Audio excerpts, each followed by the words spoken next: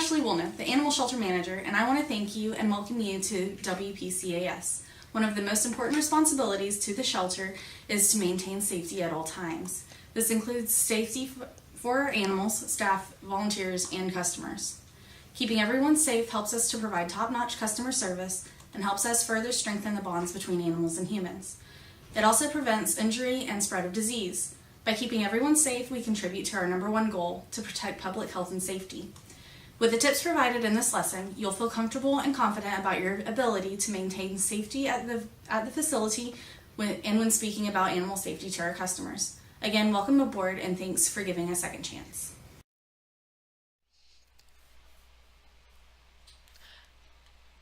Lesson 2. Keeping everyone safe, animals and humans alike. By the end of this lesson, you will be able to define what responsible pet ownership involves and why it matters, keep yourself safe when working with all animals, and follow our guidelines for working safely with animals exhibiting behavioral or medical issues. One of the services we offer here at the shelter is matching animals with new owners, also known as the Animal Placement Program. As volunteers, you will be providing customers with proper information on what pet ownership involves so they can determine their level of commitment, preparation, and investment. It is important that customers know what they are in for so that a proper match can be made. The best match will result in the happiest outcome for both pet and owner. This is what responsible pet ownership involves. Commit. Pet owners need to be committed to the responsibilities of owning a pet. They should avoid impulsive decisions when selecting a pet. Select a pet that's suited for their home and lifestyle. Keep only the type and number of pets for which they can provide appropriate food, water, shelter, healthcare, and companionship for. Be able to commit to the relationship for the life of the pet or pets. Provide appropriate exercise and mental stimulation, and properly socialize and train their pet. Obey. Pet owners need to obey all requirements of pet ownership, such as cleaning up after their pet. Obey all local ordinances, including licensing, leash requirements, and noise control. Not allowing their pet to stray or become feral. Invest. Pet owners need to understand the investment it takes to own a pet. They need to recognize that pet ownership requires an investment of time and money.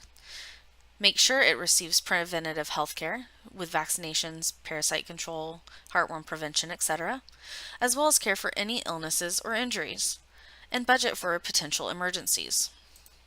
Limit pet reproduction. We don't want to contribute to our nation's pet overpopulation problem.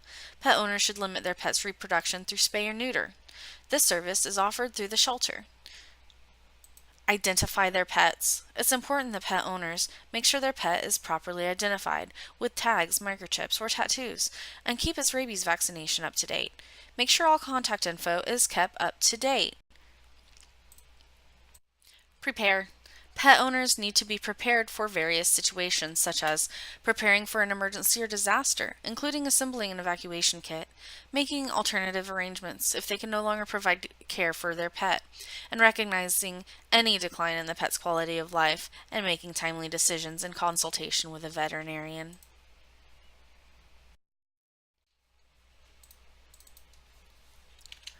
Why responsible pet care matters. It reduces spread of disease, controls animal population and prevents unwanted pets, prevents lost, unidentified pets, shows care for the community, and promotes a happy, healthy pet and therefore household.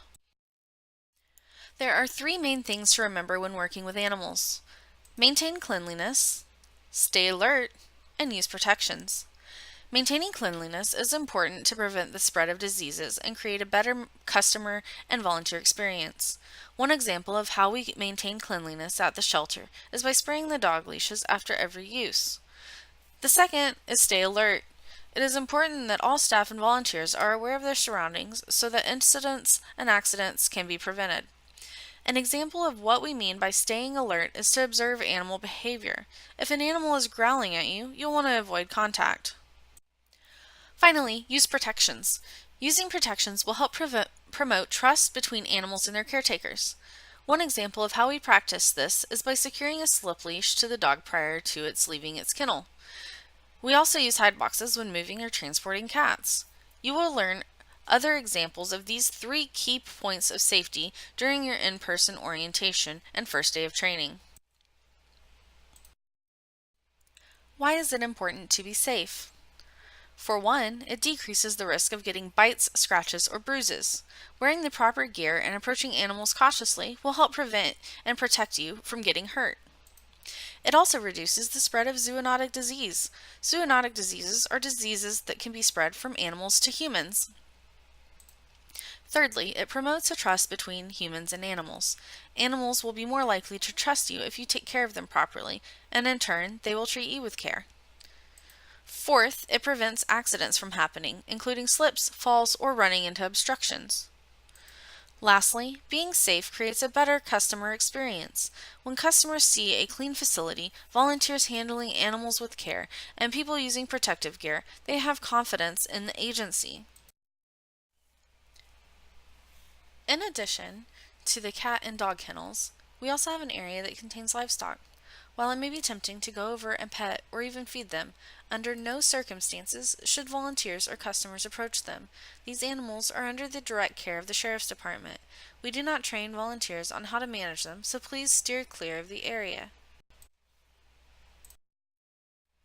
Another important rule we ask of volunteers is please do not feed any of the animals at the shelter at any time.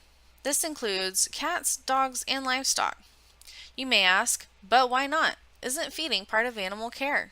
Only staff are allowed to feed the animals at the shelter, and they follow a set schedule.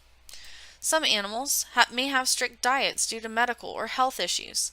By keeping the animals on a feeding schedule, we are able to maintain consistency and keep a healthy baseline for each animal. Feeding animals off their schedule can also affect medical observations made by staff and veterinarians. Feeding them any other food outside their diets can also cause disruption in their digestive system. This is particularly the case with livestock. While it's okay to feed them a treat here or there, please do not feed any of the animals at any time. Occasionally, volunteers may come across an animal that shows unwanted behavioral issues such as aggression, or an animal that may have medical issues. There are 3 simple rules here. Do not approach or handle the animal. Animals that have a medical condition or a behavioral issue will have it noted on their kennel card. Contact a staff person if you suspect an animal is sick or if you have noticed an animal acting aggressively towards you or another person or animal. If you are already handling an animal and it becomes aggressive, call for help. Finally, keep other animals away from those with medical issues or showing aggression. It is for the protection of all involved. Remember, don't be safety blinded, be safety minded.